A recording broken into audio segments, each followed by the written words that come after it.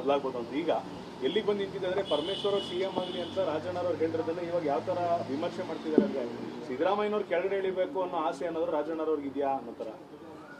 ಇಲ್ಲ, ಅದ್ರ ಬಗ್ಗೆ ಒಬ್ಬೊಬ್ಬರು ಒಂದೊಂದು ವ್ಯಾಖ್ಯಾನ ಮಾಡ್ತಾರೆ, ಒಬ್ಬೊಬ್ಬರು ಒಂದೊಂದು ವಿಶ್ಲೇಷಣೆ ಮಾಡ್ತಾರೆ.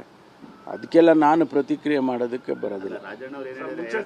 ಸೀನಿಯಾರಿಟಿನ ಕ್ಲೇಮ್ ಮಾಡ್ತಿದ್ರಿ ಸರ್, ಅವ್ರಿಗಿಂತ ಮುಂಚೆ ನಾನು ಕೆಪಿಸಿಸಿ ಅಧ್ಯಕ್ಷನಾಗಿ 8 ವರ್ಷ ಇದ್ದೆ ಅಂತ ಸೀನಿಯಾರಿಟಿ ಕ್ಲೇಮ್ ಮಾಡ್ತಿದ್ರಿ. ಈಗ ಯಾಕೆ ಸರ್ ತುಂಬಾ ಸೈಲೆಂಟ್ ಆಗ್ಬಿಟ್ಟಿದ್ದೀರಲ್ಲ?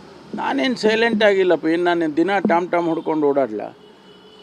ಪಕ್ಷದಲ್ಲಿ ನಮ್ಮ ಹೈಕಮಾಂಡ್ನವರು ಇದ್ದಾರೆ, ಹೈಕಮಾಂಡ್ನವರು ಯಾವ ಸಂದರ್ಭದಲ್ಲಿ ಏನು ಮಾಡಬೇಕು ಅನ್ನೋದ್ರ ಬಗ್ಗೆ ತೀರ್ಮಾನ ಮಾಡ್ತಾರೆ. ನಾವೆಲ್ಲ ಹೇಳಿಕೆಗಳು ಕೊಟ್ಕೊಂಡು ಮಾಧ್ಯಮದ ಮೂಲಕ ನಾನೇನು ಆಗುವುದಕ್ಕಾಗೋದಿಲ್ಲ. ಹೈಕಮಾಂಡ್ನವರು ತೀರ್ಮಾನ ಮಾಡ್ತಾರೆ. ಈಗ ಅವ್ರನ್ನ ಚೇಂಜ್ ಮಾಡಬೇಕು ಅಂತಕ್ಕಂಥದ್ದು ಪ್ರಸ್ತಾವನೆ ಆಗಲಿ ಅಥವಾ ಅವ್ರನ್ನ ಮುಂದುವರಿಸಬೇಕು ಅಂತ ಪ್ರಸ್ತಾವನೆ ಆಗಿ ಇವ್ರುಗಳ ಬಗ್ಗೆ ನಾವು ಚರ್ಚೆ ಮಾಡಿ ಏನಾಗ್ತದೆ. ನಾವು ಇಲ್ಲಿ ಕೂತ್ಕೊಂಡು ತೀರ್ಮಾನ ನಾವು ಮಾಡೋದಿಲ್ಲ, ಅವರು ಹೈಕಮಾಂಡ್ನವರು ತೀರ್ಮಾನ ಮಾಡ್ತಾರೆ. ಈಗ ಅವ್ರನ್ನ ಮುಖ್ಯಮಂತ್ರಿ ಮಾಡುವಾಗ ನಮಗೆ ಗೊತ್ತಿರೋ ಹಾಗೆ ನನಗೆ ಗೊತ್ತಿರೋ ಹಾಗೆ ಅವ್ರನ್ನ ಮುಖ್ಯಮಂತ್ರಿಗಳನ್ನು ಮಾಡಿದ್ದಾರೆ. ಆ ಟೈಮಲ್ಲಿ ನೀವೇನು ಸಮಯ ಆಗಲಿ ಅಥವಾ ಯಾವುದು ನಿಗದಿ ಮಾಡಿರೋದು ನಮಗ್ಯಾರಿಗೂ ಗೊತ್ತಿಲ್ಲಪ್ಪ. ಯಾರೂ ನಮಗೆ ಜನರಲ್ ಸೆಕ್ರೆಟರಿ ಆಗಲಿ ಹೈಕಮಾಂಡ್ನವ್ರು ಯಾರೂ ನಮಗೇನು ಹೇಳಿಲ್ಲ ಸರ್. ಆದರೂ ಈಗ ಹೇಳಿಲ್ಲ ಅಂತ ಹೇಳ್ತೀರಾ, ಅಟ್ಲೀಸ್ಟ್ ಯಾರು ಒಬ್ರು ಕ್ಲಾರಿಟಿನಾದ್ರು ಕೊಡಬೇಕಲ್ಲ, ಮಾಡ್ತೀವಾ ಚೇಂಜಸ್ ಇಲ್ವಾ? ಅಲ್ಲಲ್ಲ, ಅದು ಆ ಪ್ರಶ್ನೆ ಇದ್ದರೆ ಕ್ಲಾರಿಫಿಕೇಶನ್ ಕೊಡ್ತಾರೆ. ಪ್ರಶ್ನೆನೇ ಇಲ್ಲ ಅಂದರೆ ಯಾರು ಕ್ಲಾರಿಫಿಕೇಶನ್? ಸುಮ್ಮನೆ ಹೇಳ್ತಾರ? ಅಲ್ಲಲ್ಲ, ಸುಮ್ಮನೆ ಹಂಗಲ್ಲ. ಈಗ ನಾನು ಎಷ್ಟೇ ಹೇಳೋದು, ಪ್ರಶ್ನೆ ಯಾರು ಎತ್ತಿದ್ದಾರೆ, ಪ್ರಶ್ನೆ ಯಾರು ಹೇಳಿದ್ದಾರೆ ಹೇಳಿ. ಬದಲಾವಣೆ ಆಗಲಿ ಅಥವಾ ಇನ್ನೊಬ್ಬರನ್ನ ಮಾಡೋ ವಿಚಾರದಲ್ಲಾಗಲಿ ಯಾರು ಹೇಳಿದ್ದಾರೆ? ನೆನ್ನೆ ಉಪಮುಖ್ಯಮಂತ್ರಿಗಳು ಕೂಡ ಕ್ಲಾರಿಫೈ ಮಾಡಿದ್ದಾರೆ. ನಾನೇನು ಬದಲಾವಣೆ ಕೇಳಿಲ್ಲ ನಾನು ಯಾವತ್ತೂ ಅಂತ ಅವರು ಹೇಳಿದ್ದಾರೆ. ಆದ್ದರಿಂದ ಈ ಪ್ರಶ್ನೆ ಎಲ್ಲಿಂದ ಬಂದಿದೆ? ಯಾರು ಅದಕ್ಕೆ ಉತ್ತರ ಕೊಡೋದಕ್ಕೆ ಯಾರು ಈ ಪ್ರಶ್ನೆ ಹಾಕಿರೋರು ಯಾರು?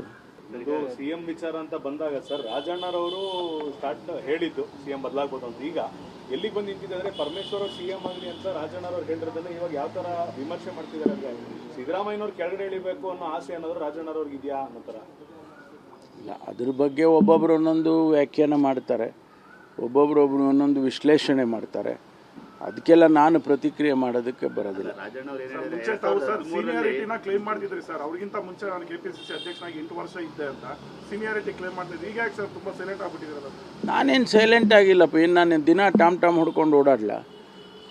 ಪಕ್ಷದಲ್ಲಿ ನಮ್ಮ ಹೈಕಮಾಂಡ್ನವರು ಇದ್ದಾರೆ, ಹೈಕಮಾಂಡ್ನವರು ಯಾವ ಸಂದರ್ಭದಲ್ಲಿ ಏನು ಮಾಡಬೇಕು ಅನ್ನೋದ್ರ ಬಗ್ಗೆ ತೀರ್ಮಾನ ಮಾಡ್ತಾರೆ. ನಾವೆಲ್ಲ ಹೇಳಿಕೆಗಳು ಕೊಟ್ಕೊಂಡು ಮಾಧ್ಯಮದ ಮೂಲಕ ನಾನೇನು ಆಗುವುದಕ್ಕಾಗೋದಿಲ್ಲ. ಹೈಕಮಾಂಡ್ನವರು ತೀರ್ಮಾನ ಮಾಡ್ತಾರೆ. ಈಗ ಅವ್ರನ್ನ ಚೇಂಜ್ ಮಾಡಬೇಕು ಅಂತಕ್ಕಂಥದ್ದು ಪ್ರಸ್ತಾವನೆ ಆಗಲಿ ಅಥವಾ ಅವ್ರನ್ನ ಮುಂದುವರಿಸಬೇಕು ಅಂತ ಪ್ರಸ್ತಾವನೆ ಆಗಿ ಇವ್ರುಗಳ ಬಗ್ಗೆ ನಾವು ಚರ್ಚೆ ಮಾಡಿ ಏನಾಗ್ತದೆ. ನಾವು ಇಲ್ಲಿ ಕೂತ್ಕೊಂಡು ತೀರ್ಮಾನ ನಾವು ಮಾಡೋದಿಲ್ಲ, ಅವರು ಹೈಕಮಾಂಡ್ನವರು ತೀರ್ಮಾನ ಮಾಡ್ತಾರೆ.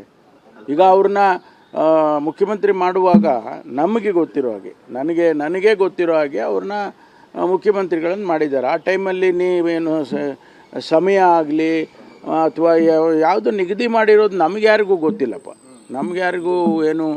ಯಾರೂ ನಮಗೆ ಜನರಲ್ ಸೆಕ್ರೆಟರಿ ಆಗಲಿ ಹೈಕಮಾಂಡ್ನವ್ರು ಯಾರೂ ನಮಗೇನು ಹೇಳಿಲ್ಲ ಸರ್. ಆದರೂ ಈಗ ಹೇಳಿಲ್ಲ ಅಂತ ಹೇಳ್ತೀರಾ, ಅಟ್ಲೀಸ್ಟ್ ಯಾರು ಒಬ್ರು ಕ್ಲಾರಿಟಿನಾದ್ರು ಕೊಡಬೇಕಲ್ಲ, ಮಾಡ್ತೀವಾ ಚೇಂಜಸ್ ಇಲ್ವಾ? ಅಲ್ಲಲ್ಲ, ಅದು ಆ ಪ್ರಶ್ನೆ ಇದ್ದರೆ ಕ್ಲಾರಿಫಿಕೇಶನ್ ಕೊಡ್ತಾರೆ. ಪ್ರಶ್ನೆನೇ ಇಲ್ಲ ಅಂದರೆ ಯಾರು ಕ್ಲಾರಿಫಿಕೇಶನ್? ಸುಮ್ಮನೆ ಹೇಳ್ತಾರ? ಅಲ್ಲಲ್ಲ, ಸುಮ್ಮನೆ ಹಂಗಲ್ಲ. ಈಗ ನಾನು ಎಷ್ಟೇ ಹೇಳೋದು, ಪ್ರಶ್ನೆ ಯಾರು ಎತ್ತಿದ್ದಾರೆ, ಪ್ರಶ್ನೆ ಯಾರು ಹೇಳಿದ್ದಾರೆ ಹೇಳಿ. ಬದಲಾವಣೆ ಆಗಲಿ ಅಥವಾ ಇನ್ನೊಬ್ಬರನ್ನ ಮಾಡೋ ವಿಚಾರದಲ್ಲಾಗಲಿ ಯಾರು ಹೇಳಿದ್ದಾರೆ? ನೆನ್ನೆ ಉಪಮುಖ್ಯಮಂತ್ರಿಗಳು ಕೂಡ ಕ್ಲಾರಿಫೈ ಮಾಡಿದ್ದಾರೆ. ನಾನೇನು ಬದಲಾವಣೆ ಕೇಳಿಲ್ಲ ನಾನು ಯಾವತ್ತೂ ಅಂತ ಅವರು ಹೇಳಿದ್ದಾರೆ. ಆದ್ದರಿಂದ ಈ ಪ್ರಶ್ನೆ ಎಲ್ಲಿಂದ ಬಂದಿದೆ? ಯಾರು ಅದಕ್ಕೆ ಉತ್ತರ ಕೊಡೋದಕ್ಕೆ ಈ ಪ್ರಶ್ನೆ ಹಾಕಿರೋರು ಯಾರು?